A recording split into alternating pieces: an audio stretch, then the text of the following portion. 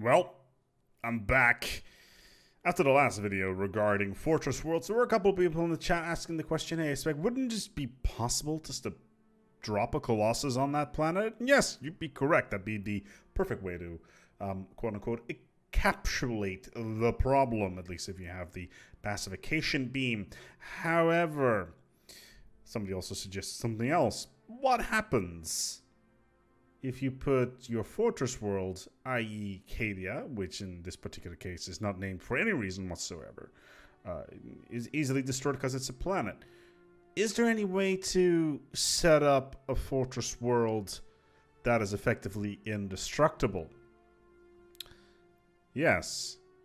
Yes, there is. Let's leave our ill-forsaken world behind, Cadia, and let's move over towards the next system. Welcome to Cadia 2.0. Now, Cadia 2.0 is the ultimate in absolute waste of minerals, energy, influence, and other resources because I've constructed a ringworld fortress. A ringworld fortress that is effectively impenetrable because of how many fortresses it has. I'm not going to lie, this bad boy is beyond ridiculous.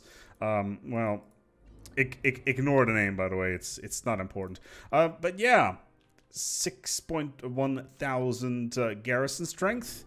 5.8 over here, and of course this one's got another 5k, and this one's got another 5k. The discrepancy is not entirely clear on why that is, probably because of a couple of food tiles. But what is the positive thing about this? Well, let's put it this way. There are 20,000 garrison strength troops on this ring. Good luck overcoming that until you have jump drive, and then you can skip over the system, which is arguably a good argument. However, you cannot Colossus these ring worlds, or at least as far as I know. This is effectively a impenetrable fortress that is rather difficult to overcome. So let's see this bad boy in action and see what it looks like when somebody tries to attack it. Well, they have finally arrived in the system. I'm really curious how this is going to work. Sure, they managed to take the station, but now they're going to be in a bit of a pickle because, well, there are 19 battleships at 20k, which is arguably relatively weak. Well, let's put it this way. Are they doing any damage to the platform? Not particularly, and even if they did manage to come through, they would need to do it 3 more times. Yeah, good luck with that in order to push that bad boy back. So yeah, that's definitely going to be interesting. However, aside from the ringworld approach, which is arguably pretty expensive, and there must be a more cost-effective way of doing this, and there definitely is a more cost-effective way of doing this. Oh, look, one more battleship has joined in. What a delight. They're going to be stuck here for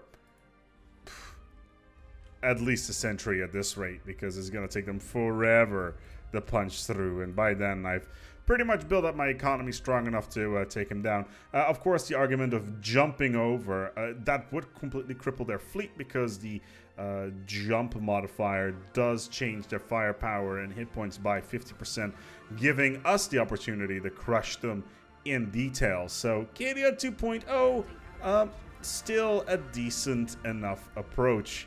And yes, I do have 4 of these.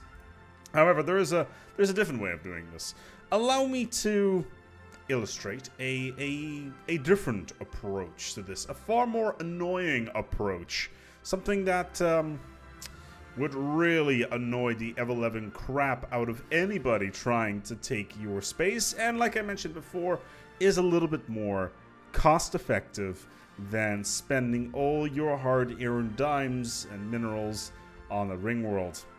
Introducing the habitat approach. Well, the habitat approach is curious.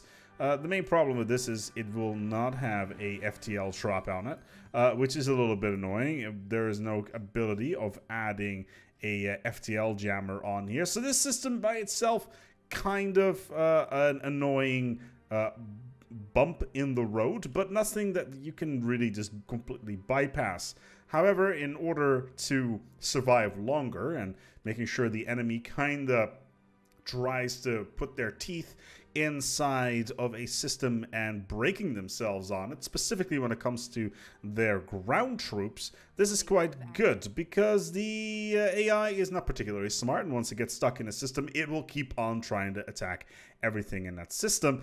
Once again, making sure that you, my dear friend, can have enough time to, well, build up a larger fleet. So what is so cool about these? Well, first of all, allow me to illustrate. I've got master builders, which means that habitats get 3 additional ties. Mini Cadia, as I've so nicely called it here, no reason whatsoever, has 1,300 garrison strength on it, which by itself is okay. It's kind of what you would expect from a medium-sized planet. Well, times 7 in one system. Basically what we have here is a ringworld and a half of defensive systems that the AI will completely break themselves on. Expensive, absolutely. Will it take forever for the enemy to get through? Definitely a lot shorter than the ringworld approach, considering there is no FTL, well, not FTL generator, but a shield generator on the habitats, which means they'll be able to take them down a little bit quicker. But still, you know, this is an interesting secondary approach if you are on a budget and you're still batshit insane. Yeah, Cadia 2.0, it's an interesting approach. A little bit wasteful, but you know, when those men of iron are knocking on your door and they're just like, yo, allow us to turn your pops into glorious metal men, then, well, sometimes you need to go a little bit more over the top. So yeah, Blackstone Fortress this, please. Thank you so much. This has been a little bit of an offshoot video of the Fortress one that I made earlier last week. And you know what? Sometimes we can go a little bit silly. Is this practical? Absolutely not.